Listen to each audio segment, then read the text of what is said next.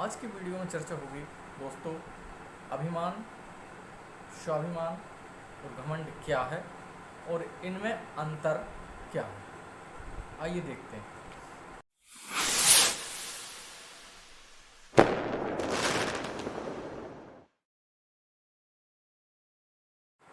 नमस्कार साथियों, मैं राकेश श्याम बख्शी आपका स्वागत करता हूं राकेश श्याम बख्शी चैनल पर। आज बात होगी अभिमान, स्वाभिमान और घमंड में अंतर। तो जैसा विषय आज का है उस हिसाब से अभिमान जितना आपका मान नहीं है उससे अधिक ये अनुचित चाहत आपके मन में हो तो उसको हम अभिमान कहते हैं। अभिमान जो चीज़ आपके पास नहीं है और उसके बारे में आपकी चाहत होना, चाहे वो रूप हो, आपकी विद्या हो, आपका ज्ञान हो, आपका विवेक हो या आपकी प्रतिभा हो, जो आपके पास नहीं है उससे अधिक कि आप आकांक्षा रखते हैं, अपेक्षा रखते हैं कि दूसरे आपके बारे में ज़्यादा समझें, तारीफ़ करें। आप उनकी तारीफ़ ना मिलने पर दुखी हो जाते हैं और अपने आप को अपमानित महसूस करते हैं। ये हुआ अभिमान। वहीं स्वाभिमान में दोस्तों स्वयं का सम्मान हो या ना हो पर आपका अपमान ना हो, इस बात की जागरूकता ही स्वाभिमान कहलाता है।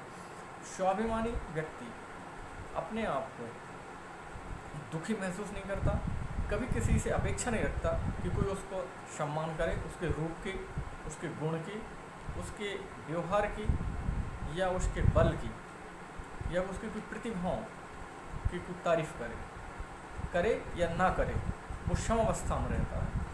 हाँ, लेकिन इस बात के लिए वो जागरूक रहता है कि उसका किसी भी रूप से अपमान ना होने पाए, क्योंकि वह स्वयं परमात्मा स्वरूप अपने आप को समझता है, इसलिए अपना अपमान बर्दाश्त नहीं करता या अपमान होने नहीं देना चाहता है। वहीं बात करें दोस्तों घमंड की, तो घमंड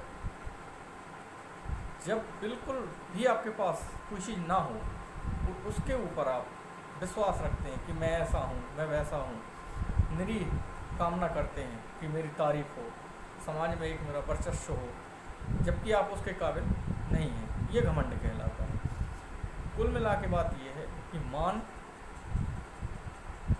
किसी भी, जैसे इकाई, दहाई, सैकड़ा जो अक्षरों या अंक में किसी भी अंक का मान होता है, उसी प्रकार से व्यक्ति का भी एक अपनी उपलब्धियों, जो वो उपलब्धि हासिल करता है या जो अपना समाज में चेहरा या चरित्र बनाता है, उस आधार पर उसका सम्मान होता है।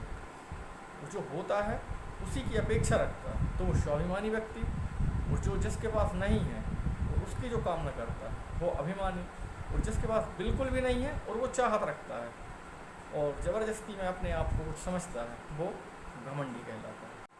अब बात करें दोस्तों अहंकार या घमंड को नष्ट करने या इसको ख़त्म करने के लिए कौन से उपाय हैं, तो इसके लिए मैं कहूँगा कि सत्संग, अच्छे लोगों के साथ रहने से हमारी वास्तविक स्थिति हमको पता चलती है कि हमारा वास्तविक मान कितना है। उस हिसाब से हम स्वाभिमानी ज़िंदगी जी सकते हैं। और दूसरा है पुस्तकों का अध्ययन या ग्रंथों का अध्ययन। अच्छे बड़े जो संत, ऋषि, मुनि, महात्मा जो पुस्तकें लिख गए हैं, यदि आप सत्संग आपको उपलब्ध नहीं है तो पुस्तकों से भी आप ज्ञान हासिल कर सकते हैं। आप चाहते हैं यदि आपका स्वाभिमान जिंदा रहे, आपके स्वाभिमान को कोई चोट ना पहुंचाए, उसका कोई अपमान ना करे, तो इसके लिए बहुत ही आवश्यक है। कुछ बिंदु मैं आपको बता रहा हूँ। पहला बिंदु है कि आप बिना बुलाए कहीं ना जाएं। दूसरा, बिना मांगे सलाह ना दें। तीसरा, स्वयं के आत्मसम्मान, स्वयं सम्मान करें, किसी से मजाक ना करें, दूसरा, जिससे जो वादा किया है, भले छोटा हो या बड़ा हो, जैसे कई बार हम बोल देते हैं कि आप चलिए मैं आता हूँ, तो आपको जाना चाहिए, इससे आपके स्वाभिमान की रक्षा होगी। अगला बिंदु है किसी से कुछ मांगे ना।